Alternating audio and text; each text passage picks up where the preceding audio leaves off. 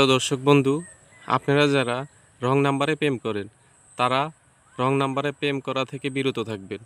কারণ এই ধরনের বয়স্ক মেয়েরা মুখে মেকআপ কইরা আপনাদের সাথে প্রতারণা করবে। আপনারা ওদের প্রেমে পড়ে বিয়ে শাদী করবেন, করার পরে দেখবেন যে মেকআপ উঠে গেছে, মানে আসল রূপ ধরা পড়ছে। তখন আপনাদের কাছে কেমন লাগবে? যদি এই ভিডিওটা ভালো লাগে সবার কাছে ছড়িয়ে দিবেন।